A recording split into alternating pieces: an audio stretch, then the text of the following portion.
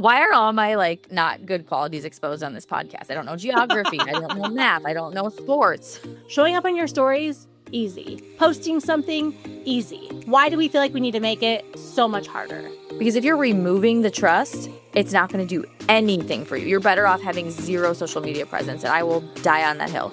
So what were we talking about? How do I get more leads? How do I stand out in my market? Is it unprofessional to talk about my kids on Instagram? Should I have one account or two? Do I really need a personal brand as a real estate agent? We are the Modern Agent Marketing Girls. We are two agents turned marketing experts who believe you can become the go-to real estate girl in your market all because you are you. I'm Chelsea Peterson, founder and CEO of Modern Agent Social Club. And I'm Kayla Fox, Modern Agent's content creator. Let us be your guide as we talk about what it means to market your real estate business the modern way. So refill your favorite beverage, open your notes app, and get ready to build a business and a brand you're obsessed with. Let's go.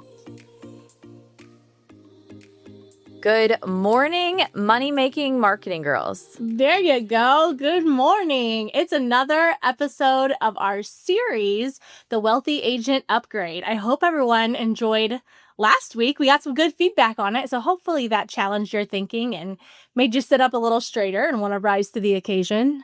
I want you to think about these episodes to our listeners as not like a little extra motivational fluff, but as how can this shift how I think and approach my business? And we're going to talk about something today that is going to speak to that. So I'll hold that thought for a second. But I want to start with a quote from the famous Albert Einstein. Why you not? You might have heard of him. Why not start off strong? So he said, the world we have created is a process of our thinking. It cannot be changed without changing our thinking.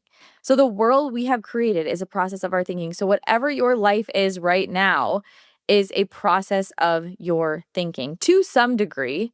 Now, I think in some cases you could say that started with my parents or the generation before me or whatever, but let's just pretend we are fully responsible for ourselves right this second today and understand that however we are thinking about our business, our lives, ourselves, we are the only one that can change it. We're the only one responsible for it. We're the only one who can make it better. So let's step into this identity of I'm in control of my thinking and of my results and of my life, and let's just go from there. Yeah, it's really about controlling the controllables, right? We can't control our neighbors. We can't control the world. Nothing about it can be controlled, not even the weather, nothing. But you can control your perspective and you can take control of your thoughts. So last week was a lot more about pruning, what do we need to take away? What distractions do we need to cut out? But of course, every good plant bears fruit, right? And so it's all about what kind of fruit are we going to bear and kind of making that decision. Have you ever heard of the herd mentality? No, tell me more. Okay, well, the herd mentality is essentially as a human species, we want to adapt to our environment and our surroundings and what feels familiar. So let's take the real estate industry because the real estate industry, it's a herd mentality. There's a ton of versions of this, right? There's mom culture. There's wine mom culture. There's just the fact that you're on the same sports team together, it's camaraderie, right? So there's a lot of good to it. But when it can be bad is it can almost force you without you realizing it, unconsciously force you to think smaller, because if it doesn't align with what everyone else in the industry or the group is doing, it feels like it could be resistance that you're feeling, or it could feel like, is this the right move? No one else is doing this. And I want to talk about questioning the default. So this is what, right when I started, I wanted to bring this up. Questioning the default is instead of just operating at the default setting where everyone else is in the herd, in your industry peers, instead of just doing what they're doing, what can you do that makes your life better, that makes your business better, that makes things feel more in alignment with the life you're trying to build? You're currently acting in alignment with what you believe right now. So if you're falling into the herd mentality of, let's just take posting, for example, to start. We have a few examples. You should post market updates. You should post your listings. You should put your broker's information on every single post. You should, have your colors match your broker. This isn't me saying this. This is the industry norm saying this, right? You're surrounded by this all the time. And by the default setting as a realtor, the default setting is you wear this, you do open houses, you You call your sphere, you ask who's looking to buy and sell, you aren't afraid to ask for business. You like that's the default setting. But why are we operating in the default setting? Why do we want to be complacent with our businesses and our lives? Like, unless that brings you true fulfillment and happiness, go for it. But I have a feeling it doesn't. I am reading the book Peak Performance, and in the very beginning, he says, like, if you have ever felt the pressure to perform, like, this book is for you. And he said, and if you haven't, then congratulations for being in like a meditative trance, Right. and this book is not for you. But basically, we've all felt that pressure on some level because we want better for ourselves, right?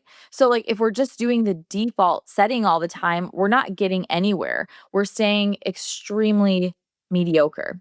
When you're playing, I shouldn't say you're playing small if you're doing what the herd is doing, but kind of, right? Because you're not really advocating for the life that you actually want. You're not really like you got your license, you have your own business. Yes, you're underneath a broker, but you're not getting paid an hourly wage. You're not employed by a company who gives you a salary and who pays for your benefits and gives you bonuses. You don't have anything like that. You're responsible 100% for your success.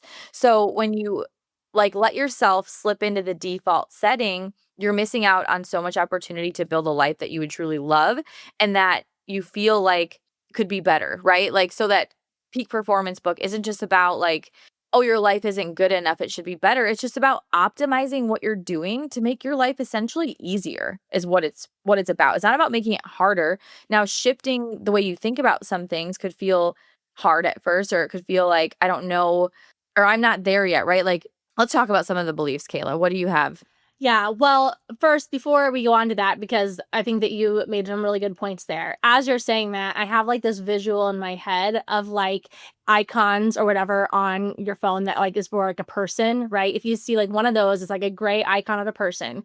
Picture like 100 of them all moving in one direction. And you're watching this take place. But as that's happening, there's one that looks exactly the same, but it's like bright pink and it's moving the other direction. If you had to tell someone what you saw, you're going to say, I saw a pink person moving towards the right, or whatever it's going to be. That's the thing you're going to recall. And if the whole goal in marketing is to be memorable, so you stay top of mind so that you have more repeat clients and referrals, we have to be willing to be that neon pink in a sea of gray.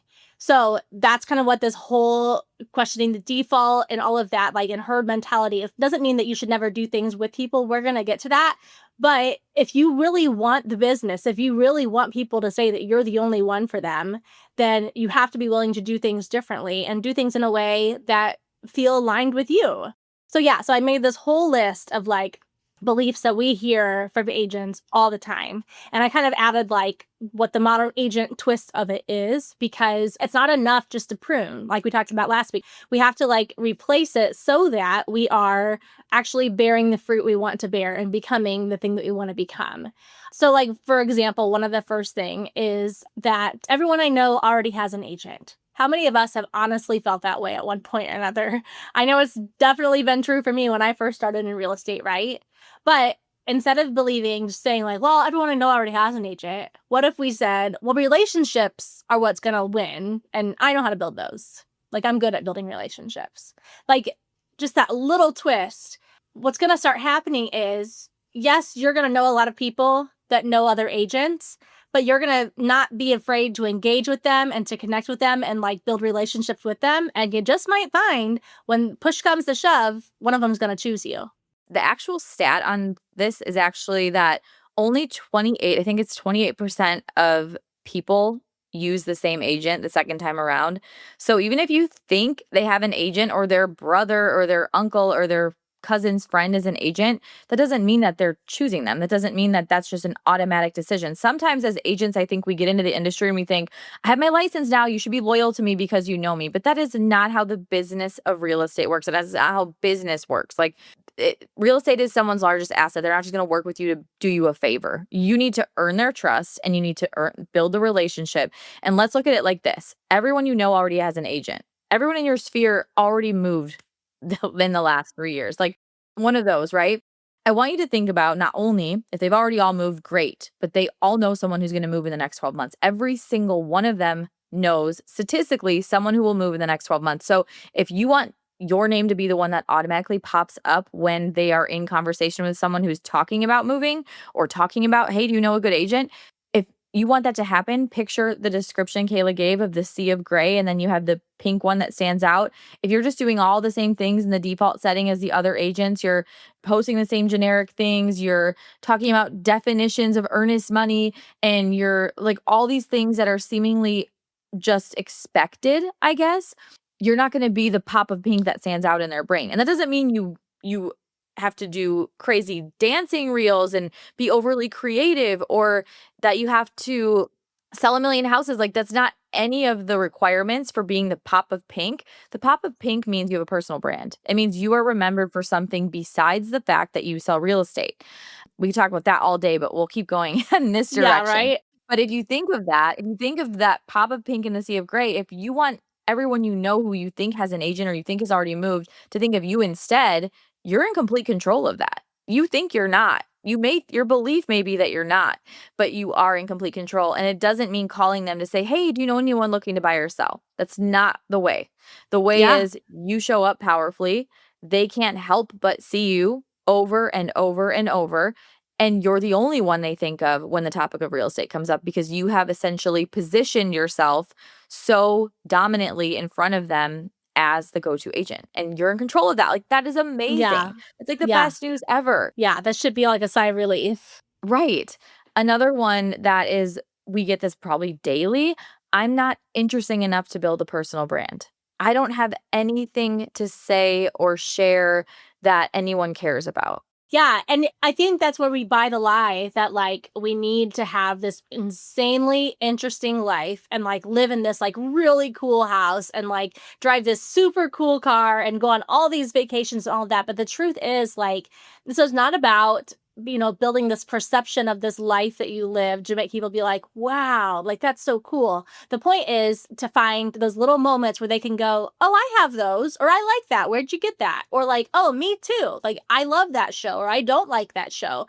Just those little talking points, those little bits of connection, that is the whole point of a personal brand. And a personal brand, it shouldn't be flashy and it shouldn't be this like unattainable life that no one else could possibly ever live or like relate to. It should be the small little mundane things that actually create those conversations. So the reframe is, if you have ever said, I'm not interesting enough to have a brand or to build a personal brand, your reframe is, my normal life is exactly what makes me memorable. The normal things you would connect with someone on in person, right? And if you feel like you need a boost in this, we have an episode coming for you on that topic. So stay tuned. I should also mention you can listen to episode 4, which is listen to this if you think your life is too boring to be content. It's a Yeah. highly downloaded episode. Yeah, exactly. Another belief that people always are falling for is the market is too hard, or like interest rates are too high. People can't afford it. Like all of those things. We tell ourselves those things. But the truth is, every market creates opportunities. And a lot of agents are going to quit or give up or just think that there's not a place for them there. Why can't you be one of the few agents that says, I can adapt. I can do this. I can earn more. I mean, think about when the whole like buyer agency agreement came, what was it, a year ago, 2 years ago? And how many agents were like, well, this is my time to retire, or this is my sign to go into the next thing I want to do, or go back to my 9 to 5. And it's like, or you just learn what that's going to look like for you and your clients, and then you just move on. Like, it's no big deal, right? Do you know why so many people left as a result of that? Like, there was a lot going on in addition to that, but they did not have the belief that they were capable of providing a good enough service to someone that they were worth whatever that cost would be, even worth having them sign the thing, even if they weren't paying them anything, right? They did not believe that they were valuable enough. Like, talk about beliefs. Like, if you don't believe that the service you're providing to your clients is valuable enough for them to pay you, you have a big problem. And we got to go deeper on this. So keep listening. But like, that is a big problem. That's why a lot of people got out. They felt like, oh, I don't have enough experience. You can shift any belief that you write down, like write down one that's holding you back right now. And I hope by the end of this episode, something we say will trigger you to shift that into a reframe of something different. Because if you even believe I don't have enough experience, could be another one, right? I don't have enough experience. I got my license and then all this stuff happened, or then the market got hard, or then this. You can reframe that to, this is a perfect opportunity for me to learn everything I can about this market and this industry and where I live and become the go-to and position myself as the go-to. I have plenty of time. I have nothing but time to provide value and figure out what that's going to look like for my clients. Exactly. Another one that we hear all the time is, well, I'm just so awkward on camera. Being on camera, that's just not for me. And I'm just gonna stick with my graphics. Okay, fine. You and every other agent, like, you go ahead and keep doing that and keep getting passed over and then sit there and cry the same sad story that, like, oh, someone else, like, forgot I was an agent, or my neighbor chose someone else, or my friend went with someone else. Like, this is what happens. And I think we have to get comfortable being uncomfortable. The truth is, I don't care who you are. The truth is, being on camera is a little awkward. Do you still feel that way, Chelsea? I still feel that way. I have Sometimes. been recorded a reel not too long ago, and I probably re-recorded it like 3 times before I actually just hit post. Each time I feel like I got a little bit better and I got a little bit more like clear on where I was going with it. But I've been doing this for years and I still felt that way a little bit. But you do build up the confidence, and not only the confidence, I think you build up your like grace tank where you're like willing to give yourself a lot more grace for like stumbling over your words or having the dog bark in the background or looking to the, your notes or whatever. Like, you stop worrying about perfection and you just start thinking about, like, I'm going to show up because I know all of this discomfort is temporary, but I need to worry more about my visibility than my comfort. I saw a post recently and they were talking about how, a few years back, you could remove your likes on Instagram. And then like all these things started rolling out, like reels and like things that were pushing us to show up authentically, not overly polished, not overly perfected, not overly curated. And we still have this like block in our brain of like when we go to post something, we think like, well, that should be produced or that should look like professional or that should look like this or that. When if you're ever worried about the algorithm, the only thing you need to ever worry about really is that people want just real life. And if you're seeing like overly filtered and polished and realtor girls in bikinis and like no wonder why they get so much business, I'm sorry. I don't want the business they're getting. That sounds terrifying. Like the men reaching out because of their revealing photos. Like that's not a good plan. I don't recommend it. Real estate's dangerous. Have you ever heard of all the stories? I won't even say specifics because that will get depressing. But going back to like not filtering yourself, if you feel awkward on camera, good. If you feel like you look too real, good. The content that people are actually consuming and enjoying consuming feels like it's someone just picking up their camera and FaceTiming a friend real quick. Nothing's overly polished, nothing's perfect, nothing's scripted. I also saw this post from Amuse Design Studio, Amuse Design Studio. She was talking about AI, and I just screenshotted one slide.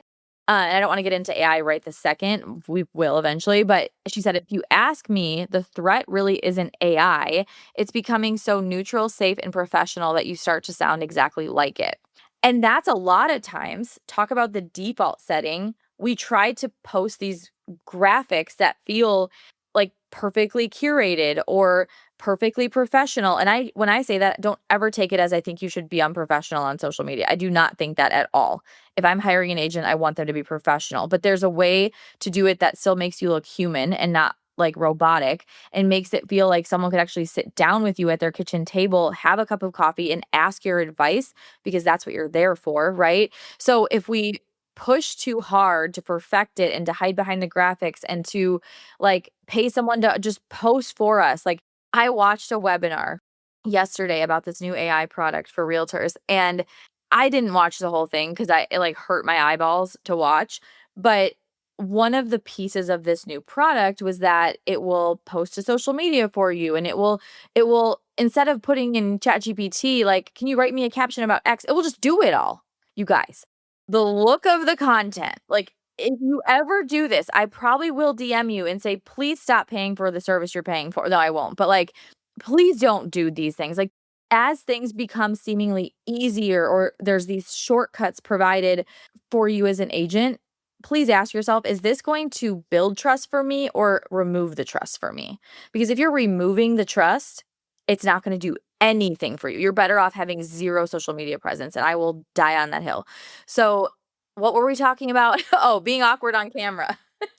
So, anyways, you being awkward on camera is going to 100x what could happen as opposed to using an AI service that does that. Like, that is the extreme difference. I would bet my life on it. Like, that is how passionate I am about this topic. So, anyways, get your face on camera. There is no excuse anymore. It's a belief that you need to overcome. And if you want to go down the rabbit hole too of like why getting your face on camera will get you more business, we'll record another episode about that because I have about 8,000 statistics, but like let's keep going on on the belief route so we don't get too Yeah. sidetracked. That whole training, I thought it was like downright insulting to the intelligence and to the personalities and to the hardworking agents that would be listening. Because I was like, you act like they're all the exact same. And all you have to do is check this box and you're good to go. And like, you don't care all about the follow up, you don't care all about the results. I was fired up about that. Well, I will say one more thing. And the reason I watched it is because like I want to be ahead of like what's coming, what's out there for agents. How can I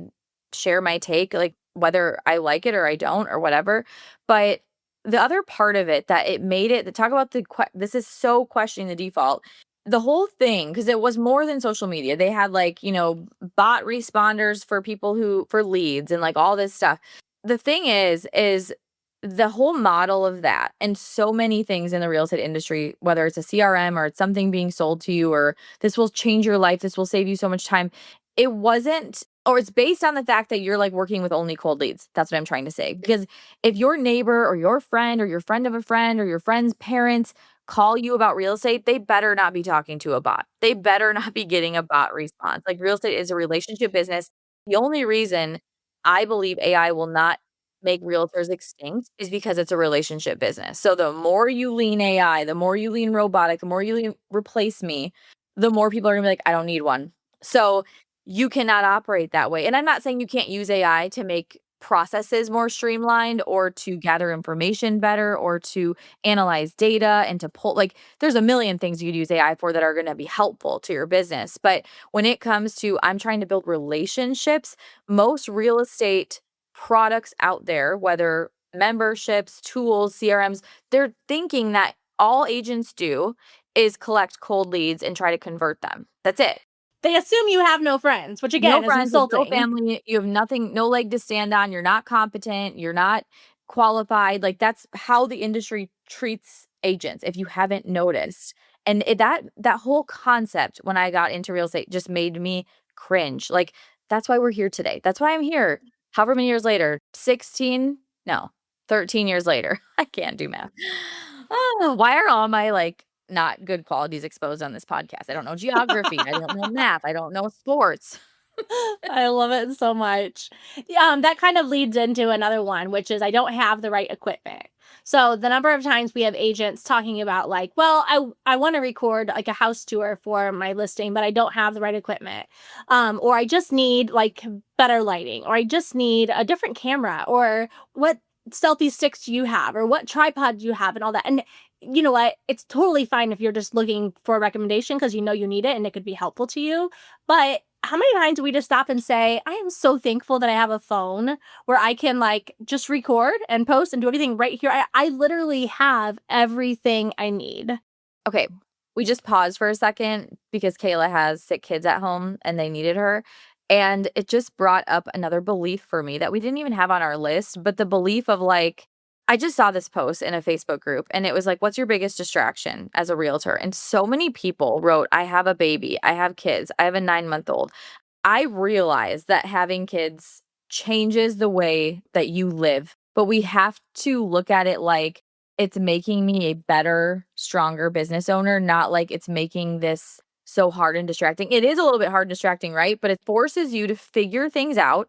So you're becoming way more like malleable to like circumstances that aren't ideal. You're becoming way more able to perceive something differently because you're like, I have a solution for this, right? Like being a mom and having kids is only enhancing us as business owners. It can't be a distraction. And if you don't have time, I mean, if you are a mom, you don't have time to host events, to go do booths somewhere, to make fun, cute little pop buys. You could have time, right? But I'm just trying to paint the picture, to send postcards, mostly because they just cost a lot of money and don't make a lot of impact for a very long time or if ever.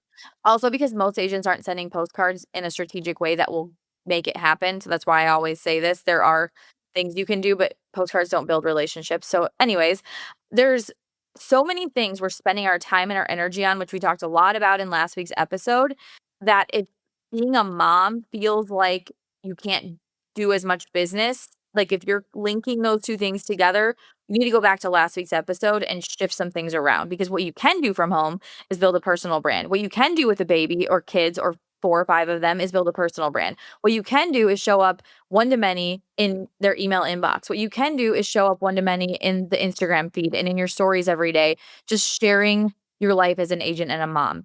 That is the easiest, most impactful, deep relationship building method you could follow as a mom who thinks they don't have any time and who doesn't have any time, right? It is by far the easiest thing you can do. I built this entire business from home because I can show up one to many. Like that is the power of the personal brand. That's the power of everything we talk about on this podcast. So Well, and kids are anything but a distraction. I think that you assume that they will be. Like they're gonna distract you from whatever, but really they're like the reason that you get up in the morning. They're the reason you keep going.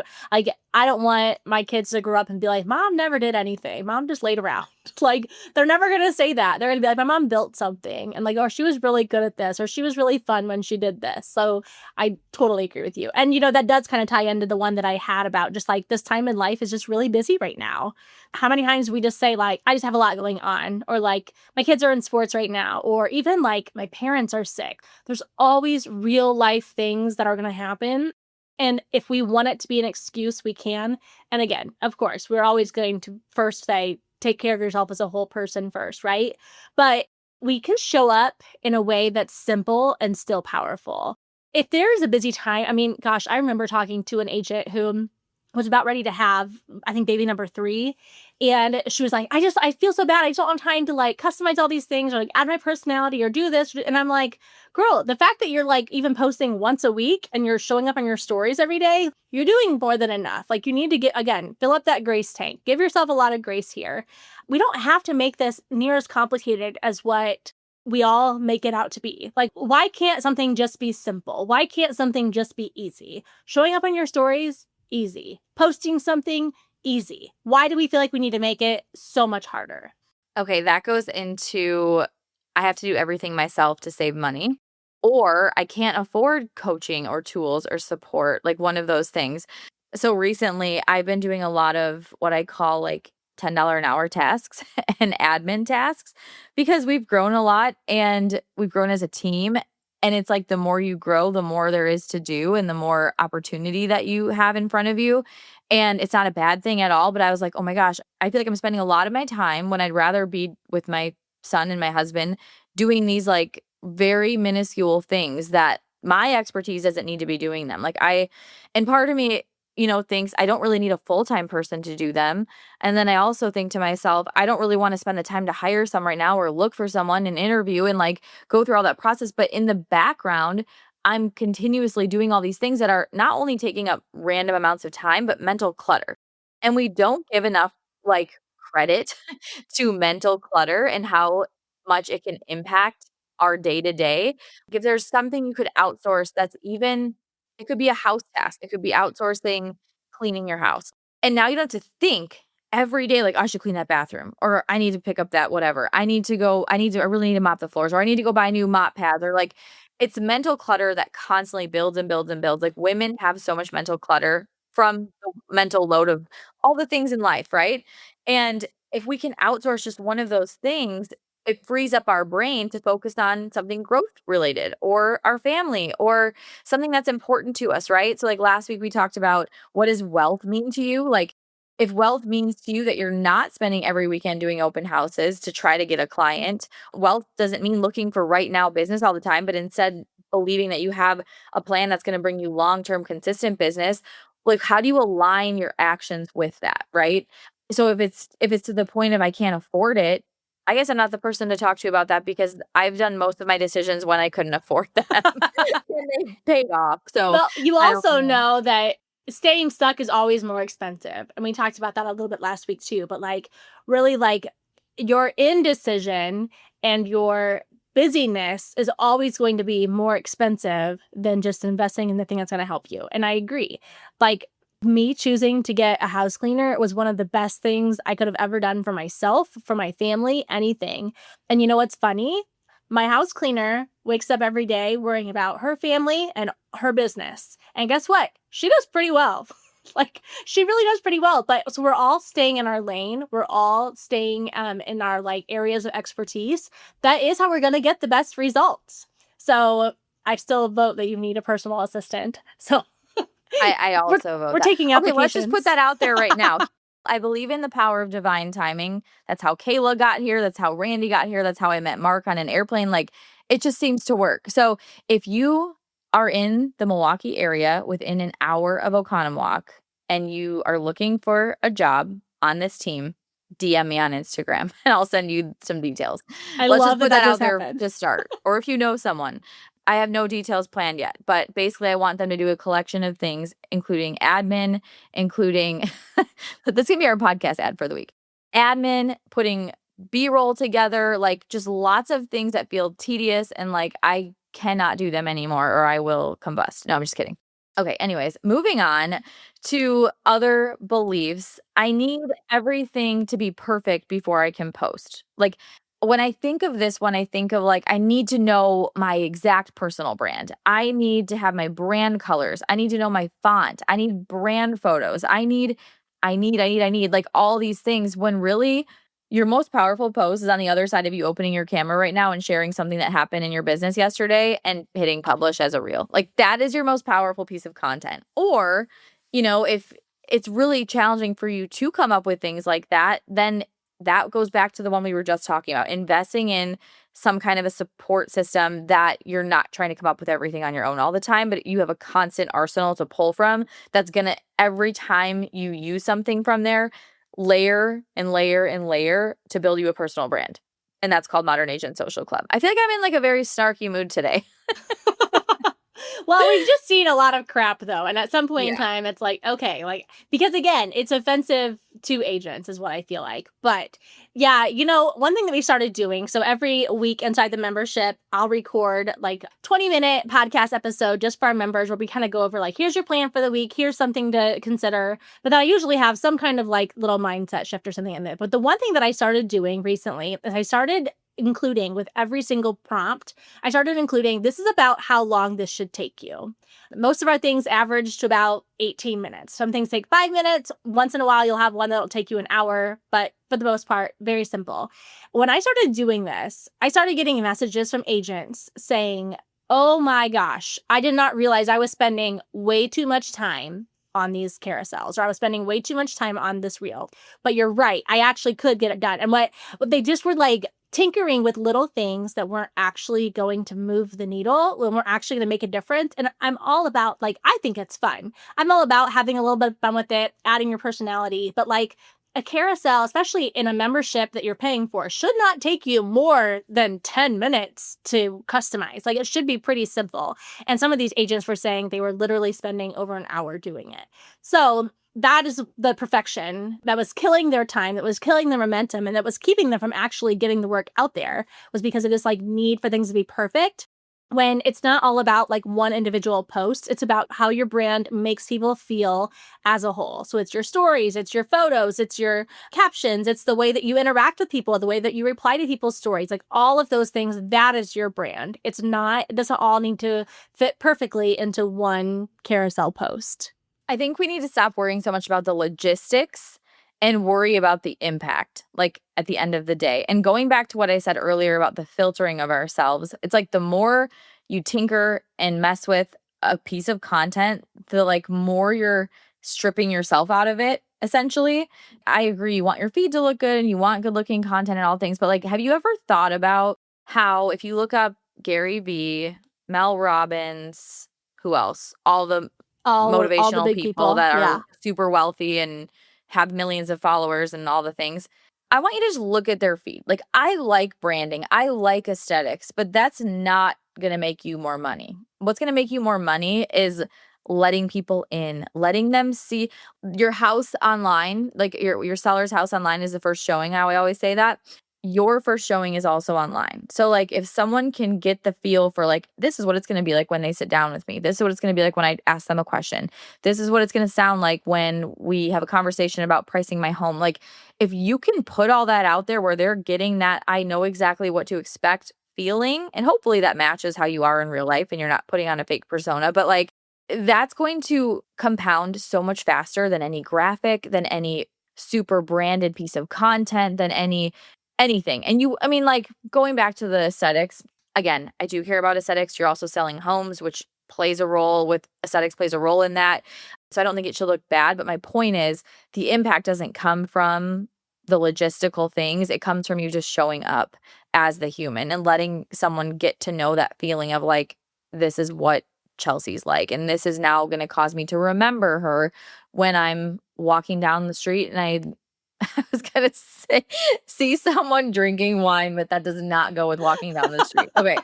When I'm at a I don't know where restaurant you live. and I hear someone ordering a good bottle of wine, I'm gonna think of her or whatever. So, it's just getting over the logistics is so important. And Parkinson's law, like this is why, like I always say, like, we know the psychology of these things. We package it all in the membership. You don't have to learn it. Like, you don't need to know. But like Parkinson's law is basically just saying that work expands to fill the time allotted for. So if you give a task a week, it will take a week. If you give a task 20 minutes, it could probably take you 20 minutes. Now, obviously, there are things that are going to take longer than 20 minutes. This isn't like magic class. But if you say, I'm going to spend 18 minutes on this thing, and you set your timer for 18 minutes, you're going to probably have less like overthinking moments or like, oh, maybe I don't like that. Or like, you're just going to get it done. When you keep operating that way, you're going to get things done quicker and you're going to get better at them and you're going to get faster at them. Like right now we tinker so much and we worry so much about all the logistics of like, oh, what time should I post and where should this go? And like, like what font should this be? And like, oh my gosh, like I should download this in Canva and then put it in Instagram. Like, oh my God, like just show up and you'll get so much better, so much faster. And that's the magic because then you're going to master this and it's going to feel so much more effortless. But at the beginning, it's not because you don't currently believe that you are good at creating content. That's like a belief you're holding that I'm not good at this or I'm not like those other Instagram influencer realtors or like, and you don't have to be like, you don't have to be like those people, right? I totally agree. Another thing that I think agents get caught up in, whether it's because of email or just like in general, is I don't want to like bother people. I don't want to bother my sphere. I don't want to like email them too much. Like, I don't want them to feel, and it's like, hold on. The bottom line is if you don't show up in their life, another agent will, right? And when it comes to like email, keep in mind, these people opted in. They raised their hand and said, I want to hear from you. The disservice that you're actually doing is not showing up in their inbox. Like, we have to stop feeling like us just being of service is going to be the thing that's like going to turn people away. I think the truth is, if you really do feel that way, it's probably because you're not confident in the content that you're sending. You probably feel like, am I being a little too pushy or am I being a little too salesy or will this annoy them? But when you're sending emails that are written from you, not your brokerage, but they're written from you, they feel like you're just writing a letter to a friend or FaceTiming with her or saying like, oh my gosh, this happened. I had to tell you about it. You don't feel like you're bothering someone. Do you feel like you're bothering like your husband or your friend if you're like, oh my gosh, this just happened at the store or at the showing, like I have to tell you? No, it's like, if anything, it's like entertaining them or it's giving them insight into your day and like you're building that connection with them. That is exactly what even like DMing someone is or emailing someone or anything. Like we have to get out of our heads that somehow we are the disservice. The truth is the disservice is not showing up. There is a post that I saved and like refer back to over and over because it's so good. But it's Macy McNeely posted, while you stay scared to sell, which you could replace with show up. There's someone out there praying for what you have to offer. Or you could replace that with there's someone out there praying for an agent like you that they feel comfortable with or that can help them achieve their real estate goals. Like, maybe working with you will open them up to like a better fit house or a better fit location or your knowledge of where you live and the communities that could be the best fit for them. Like, we undervalue ourselves so much by thinking like we're just another agent. That's again, it's the default. You're a dime a dozen. There's a million of you, but you're not because no one has your experiences. No one has your life. No one has your take. I've given this exercise so many times, but if you draw a Venn diagram, I'm gonna do this again, and you put things about you in one column. So like your real estate rituals, like what do you do for your clients? What can they expect? Where do you hang out locally? What things do you love to do? And then you do the same bubble for your ideal client, like, and then in the middle is the crossover. That is literally magic for you because that is where you can help someone and serve them so well, so much better than any other agent. And you have to remember that. Like, unless you would tell yourself, yeah, they'd be way better off with that agent, I don't think you're thinking that. I think you're thinking, gosh, I can't believe they went with that agent. I would have done such a better job, or we would have been such a better fit. But they didn't go with you because they didn't remember you, or you didn't position yourself in front of them clearly enough that you weren't their first thought. Their first thought was the whatever sign they always see down the road when they drive out of the neighborhood. Like, we have to be thinking that way if our belief needs to be that we are valuable and that we are the best option for them. If we don't believe that, no one else is going to believe it. Yeah. Yeah. It's like the bottom line is if you want excuses, there are plenty. Like we could go on if we wanted to. There's so many more that we even have. But like there are so many excuses out there. And if that's what you want to hang your hat on at the end of the day, be my guest. Right. But I want to ask you, would you rather hold on to your excuses or would you rather get results? Because you can't have both. The excuses can't come with the results. You have to like choose one or the other. And that again, like all of this coming back to like, this is the wealthy agent upgrade. And again, when we say wealthy, it doesn't even have to mean, oh, I'm gonna make a ton of money. Maybe for some of you, like the idea of being wealthy is like kind of a turnoff, or it makes you feel like, oh, that feels icky or that feels slimy or whatever. I disagree. Right. But that also, if your goal is not to make millions and millions of dollars, like that's fine. But you still have to have that wealthy agent upgrade in your mind and like your mental software so that you can start to get the results because no one is here to hand you leads. I don't even care what your broker says. Everyone's looking out for number one. No one's looking out for you like you are, right? Only you can wake up and decide that you're going to get in front of people today. Only you can decide that you're going to like build that relationship or join this group so that you can have more contacts and all of the things. Like no one is waking up saying, oh, I hope I find a client for her today. That's not happening. So do we want the excuse or do you want results? And I really hope that if you're listening to this, you're like, no, I'm all in on results, baby. Let's go. I have two things to say after that. Okay. In the book, The Naked Mind by Annie Grace, she talks about how Gray, who I'm assuming is a psychologist, let's just say he's a psychologist. She goes, Gray says, construction of belief is not something we do consciously. It's something we do unconsciously. So there's this really cool graphic in here. On the graphic at the top is like a stick person and it shows beliefs right underneath them. And then there's like a line and underneath the line, everything's like grayed out. And it says conclusions, assumptions, experiences, and observations. And then underneath that, there's another line that says reality. So your reality is shaped mostly by your unconscious belief. You're not even trying to think the things you're thinking. So all the things we just said, you maybe have said them at some time or consciously spoken them out loud, but there's a chance that those are coming from things that are held below the surface, from the default real estate mode, from your broker, from the experiences you're living. Because everything in your unconscious, I'll say this again, conclusions, assumptions, experiences, and observations. So the experiences that you've had in your life leave you to certain beliefs. The assumptions you have about life, maybe it came from a parent or a coworker or a grandparent or a cousin. The assumptions you make are just from your experiences. Because the bottom one is experiences and observations. That's the number one thing shaping your reality and your beliefs. So, experiences and observations, assumptions, and then conclusions. That's all unconscious. Your consciousness, the only thing that's in a conscious thought is your current beliefs. So, we just we listed all these beliefs out. Those are conscious thoughts that you have, but they're coming from deeper, and it's all shaping your reality as a whole. Like, that's crazy to think that most of your reality is being shaped by things that you're not trying to even think. So even when you said maybe you don't want to sell millions, or maybe you just want to have like this be something where you sell one house a month just for extra money or whatever.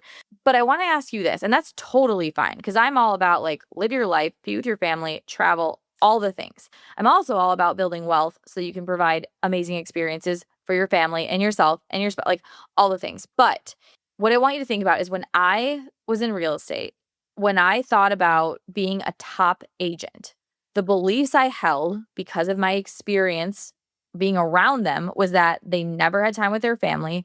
They worked all weekend, every weekend. They worked every single night. They always were chasing cold leads. They had these lead sources, they had sign calls. The whole illustration of what a top producing agent looked like felt like everything I didn't want in my life. Can you be a top producing agent and not be that definition?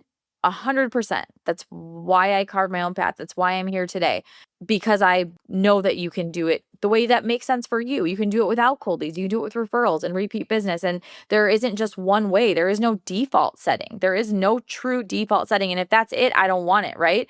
But that was shaped by my experiences and observations.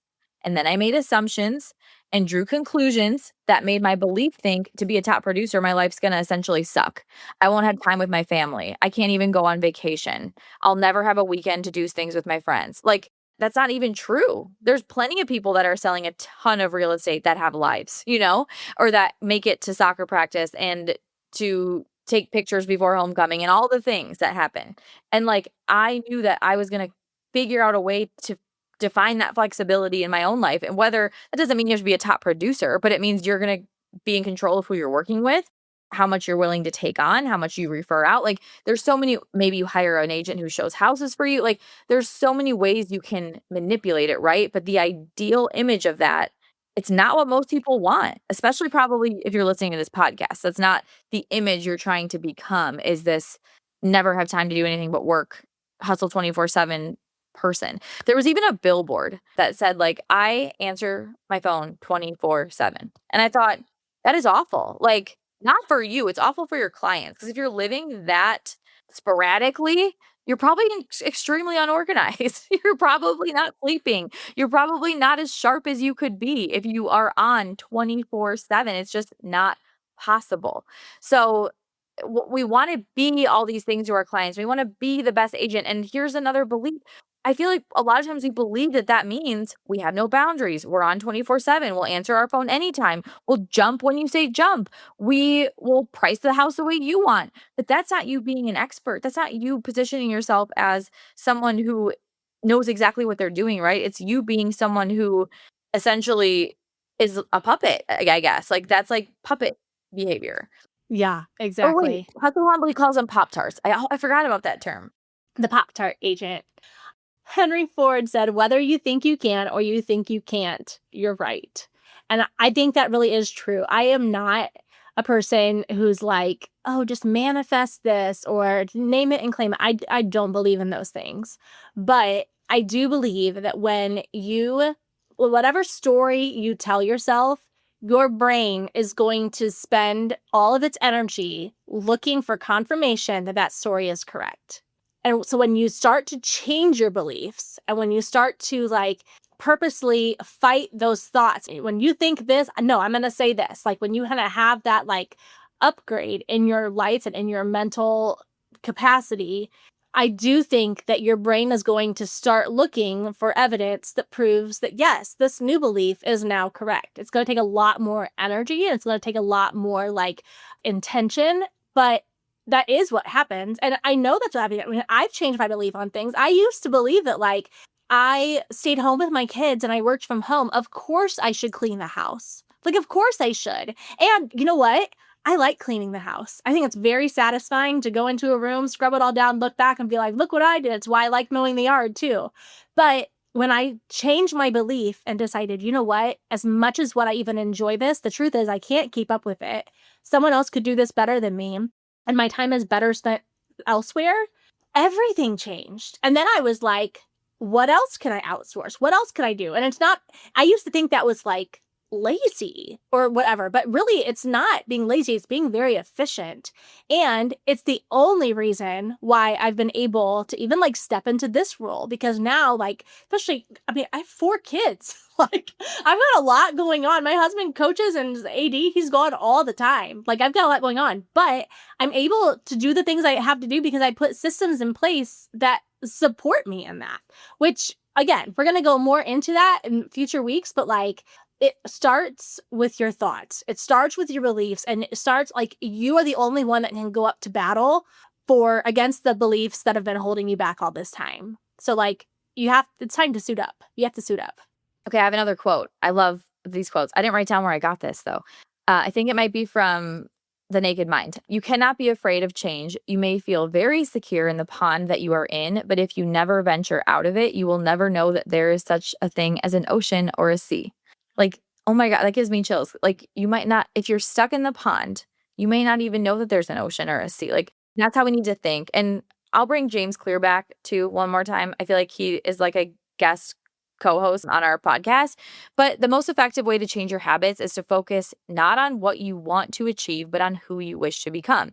So that even like solves the problem of thinking like, oh, like if I'm a top agent or if I sell 15 million in real estate, I won't have time for my kids or I won't have time to do anything. Because if you focus on who you want to become, I want to be the agent who's getting repeat referrals. I'm not working with cold leads anymore. And I'm selling more than I ever did with cold leads. And I'm working way less and maybe selling higher price points or whatever. Like when you focus on who you want to become, the other stuff just happens naturally because your habits are in the right place. Your beliefs are shifting. Your mindset isn't stuck thinking small and keeping you mediocre. And what we feed grows, right? So if we're feeding these lies in our head, if we're feeding these like thoughts that have been holding us back our whole lives, and we just continue to say like, yep, the market's hard, or yep, I can't afford a photo shoot, or yep, I just need some new equipment first, or whatever the thing is, we're never going to get over it. All that's going to happen is your brain is going to find all the reasons to believe that, yes, that is true. You know, I think about like plants, you know, I'm like a proud plant mom. And I have one that's sitting on my hutch in the dining room. And it is like, it's so crooked. It is leaning one direction and now it's grown a lot. So now the leaves are holding it down and all of those things. But I laugh because I'm like, yeah, it's leaning towards my window. It's leaning towards the light. And that's what plants do, right? We are going to grow towards whatever we expose ourselves to. Whatever is like right in front of us, whatever is like warm and that we're like, okay, this is where I'm going to go. That's the direction we're going to start going. Where our attention goes, growth is going to follow. So what are you feeding? Have you decided, you know, it's even that whole thing about like, oh, the grass is green on the other side. No, the grass is greener where you water it. So like, what are you deciding today? Because this is what it all boils down to. This is not about how you feel. This is not about your life story. Really, all those things have their place. This is not what this is about today. This is about what are you going to decide to believe from now on.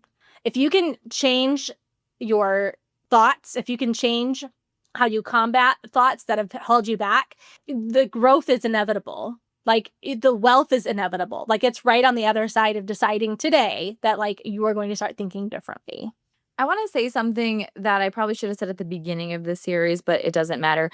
Everything we say here, we're not just talking to a beginner or someone who doesn't sell any real estate or to someone who, you know, has never had a listing. Like we're talking to you too, but we're also talking to the agent who's selling 15 million, 20 million, who just wants a better boundaries and better control over their business and a better lifestyle alongside of it. Like you get into real estate thinking flexibility and all these things, and all of a sudden you're like, the agent I just described. And it's like, oh my gosh, we got a message from a listener and she said, it's long, I'll try to keep it short, but she said, I sell 15-ish million a year and I'm essentially starting over. Long story short, I decided to do a podcast with another agent in my market. We're different brokerages, same age, both have 3 kids who are all 6 and under, grew up and live in the same community and at the same phase of our careers. I approached him to say, screw it to the competition. And what if we team up and show what it's like to be in real estate with small kids, show the mom and dad perspectives, and our market will get to know both of us. Hopefully it's not dumb, but we launched it yesterday officially. Just wanted to tell you since I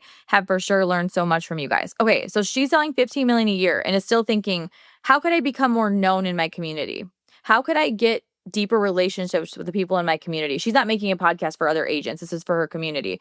Like, she's already really successful. Like, there is no ceiling. There is no finish line. Things could always be improved on. Like, right now, I could use a personal assistant, but like, like, it just keeps going. And it depends what you want, like what you want in your life. And that's why last week we said you need to define what wealth means to you.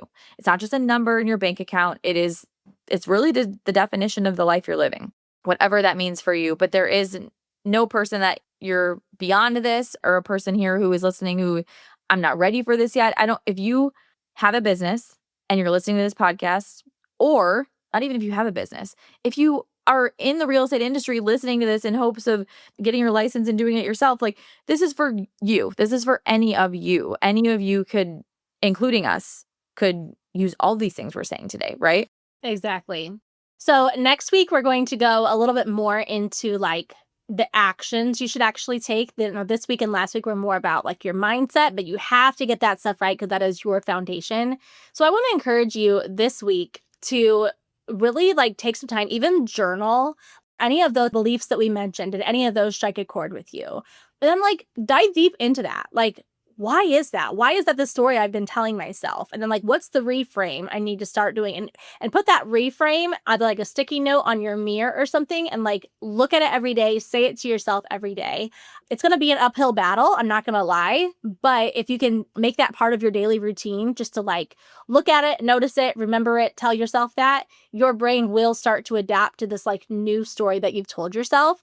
And you won't have to hide under this life of all the excuses in the world ever. Like, you will get to actually like step into this wealthy, upgraded version of yourself that actually gets results and enjoys her life. Possible homework idea, but I just started doing this week. There is something called morning pages. I've heard of it so like a long time ago. I've never done it. I've always thought like this would be such a good idea. I finally started doing it, and it is the most stress relieving. It just feels good. What it is it's Julie Cameron's book, The Artist's Way. It's designed to clear the mind, reduce anxiety, and unlock creativity. It's a daily brain dump of unfiltered thoughts, ranging from petty worries to creative ideas that acts as a tool for mental clarity. So it's 3 pages of longhand stream of consciousness writing that you do first thing in the morning. So it could be just things that are making you like beliefs, like things that are holding you back, or things that are keeping you stuck, or things you're worried about, or something you're stressed out about this weekend, or something you're excited for this weekend. It's just brain dumping thoughts in like journal format. And I think it just helps work through a lot of, I'm only 2 days in, but I feel like it feels very freeing to just like get it out of my head, because talk about the mental load and all the mental clutter, it just gets it out. And now you're like, okay, I can move on. Or like, now I'm ready for this or whatever. So try that. If you need like a routine around it, like I do, try that. Light a candle, pour your coffee, and write your 3 pages of just mental consciousness. Very cool. Well, this was another fun episode. I cannot wait to dive into next week's episode. But for now, do your homework, share this episode with a friend. Let us know what you're thinking of this so far. And I can't wait to see where this is going to take us. All right. Bye, guys. We will see you next Tuesday. Bye.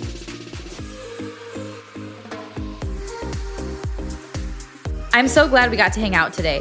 If you're as sad as I am that our time is up, I've got good news. There are a couple of different ways we can keep the conversation going. First, follow us on Instagram at Modern Agent Marketing Girls and introduce yourself in the DMs. Also, we always have a free Modern Agent resource available, so check out today's show notes for the goods. And finally, hang out with other go-to real estate girls like you and finally create a marketing plan that works when you join Modern Agent Social Club. All the details are in today's notes. XOXO, the Marketing Girls.